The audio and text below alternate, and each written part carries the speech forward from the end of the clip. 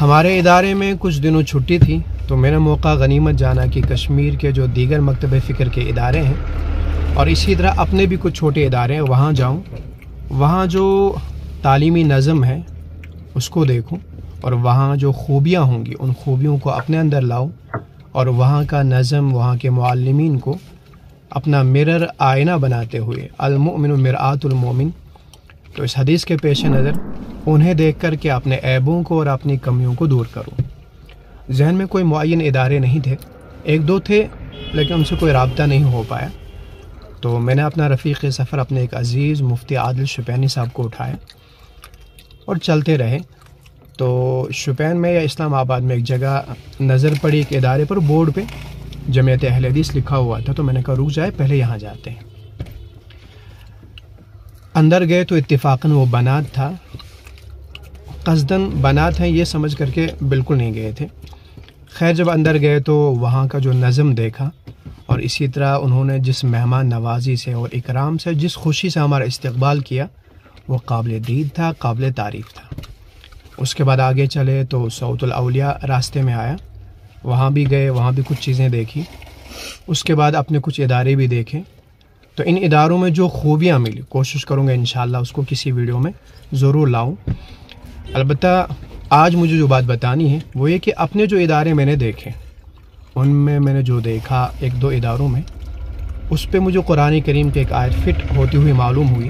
اور یہ قرآن کریم کی آیت صرف ان دو اداروں کے لیے نہیں، دنیا کی ہر چیز کے لیے ہے، بلکہ ہر فرد کے لیے، ہر چیز کے لیے۔ اس آیت میں بڑا سبق ہے اور بڑی تنبیہ ہے۔ قرآن کریم نے فرمایا اما الزبد فیذهب جفاء واما ما ينفع الناس فیمکث فی الارض،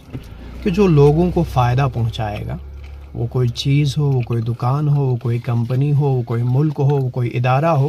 وہ کوئی جماعت ہو، چاہے مذہبی جماعت ہو، سیاسی جماعت ہو، کوئی فرد ہو، تو جو بھی چیز لوگوں کو فائدہ پہنچائے گی، ناس کا لفظ استعمال کیا ہے، یعنی اس میں کسی مذہب کی تفریق نہیں، کسی قومیت کی، برادری کی، ملک کی تفریق نہیں، کسی اپنی خاص لابی کی، اپنی کسی سرکل کی کوئی تعین نہیں، جو لوگوں کو ان سب سے ہٹ کر کے ہیومینٹی کے اعتبار سے، انسانیت کے اعتبار سے لوگوں کو فائدہ پہنچائے گا، تو جو مفید مطلب ہوگا فیمکث فی الارض، وہی زمین پہ باقی رہے گا، اور رب اس کے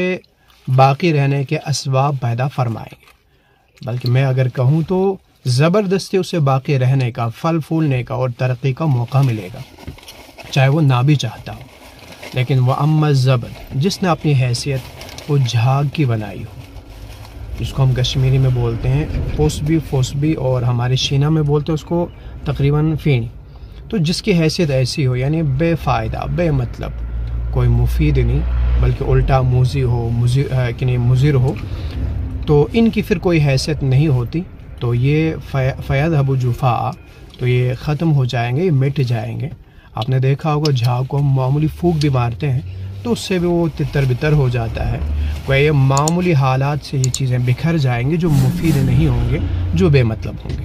بلکہ رب ان کے مٹنے کے پھر وہ قدم قدم پر اسباب پیدا فرمائیں گے جو مفید نہیں ہوں گے، ان کی تنزلی کے اسباب پیدا فرمائیں گے۔ تو یہاں میں نے دو اداروں کو دیکھا جن میں ایک ادارہ کافی پھلتا پھولتا ہوا نظر آیا،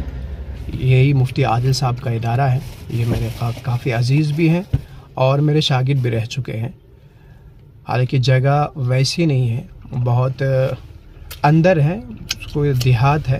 لیکن اس کے باوجود ادارے میں نے دیکھا قرآن کریم کی تعلیم کے سلسلے میں بہت ترقی ہے۔ اور وہیں جو دیگر ادارے دیکھے ایک آدھ، تو ان میں نے ویسا نہیں پایا جیسا ہونا چاہیے تھا، ان کے لیے جو موقع محل تھا یا جس طرح کے اسباب ان کے پاس تھے وہ چیزیں وہاں نہیں نظر آئی۔ تو اس سے یہی نتیجہ ہے کہ جو بھی چیز ہے، چاہے وہ حکومت ہو، چیز ہو، کمپنی ہو، ادارے ہوں، جو لوگوں کے لیے مفید مطلب ہوں گے، جو لوگوں کو فائدہ پہنچائیں گے، فیمکث فی الارض، وہی دنیا میں باقی رہ سکتے ہیں۔ اب درختوں کو دیکھیں، درخت مفید تھے تو شریعت نے حکم لگا دیا ان کو لگانے کا، بلکہ لگانے پر پھر کوئی ان کے سائے میں بیٹھے، کوئی اسے کھائے، اس سے صدقے جاریہ کا حکم دے دیا۔ اور اگر ترغیب سے نہ مانے تو پھر حکومتوں کو پابند بنا دیا کہ آپ لوگوں کو حکم دے دیں، مجبور کریں کہ آپ درخت لگائیں. اب کلچر اس کے لیے ماحول ایک ڈے بنایا جاتا ہے کہ آپ کو پودے لگانے ہیں، اور درخت کاٹنے پر پابندیاں لگی ہے، آپ سے جرمانے لیے جاتے ہیں. تو یہ سب رب کا وہ نظام ہے کہ مفید چیز کو باقی رہنا ہے. اسی کو میں نے کہا تھا کہ جو مفید ہوں گے لوگوں کے لیے، جو لوگوں کو فائدہ پہنچانے والے ہوں گے،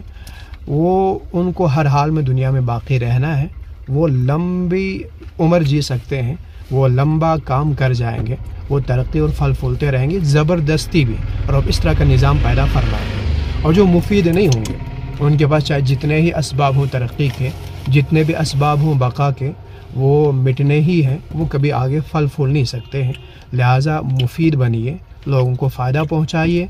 اگر فائدہ نہیں پہنچاتے تو کم سے کم موذی اور مضر تو نہ بنے. کوشش کریں جتنا زیادہ ہو سکتا ہے. اس میں اپنا فائدہ ہے، لوگوں کے فائدے میں اپنا فائدہ، ہم لوگوں کا فائدہ کرتے ہیں تو اس سے ہم اپنی زندگی لمبی جی لیتے ہیں، ہم اپنی ترقی کے اسباب اور راہیں ہموار کر لیتے ہیں.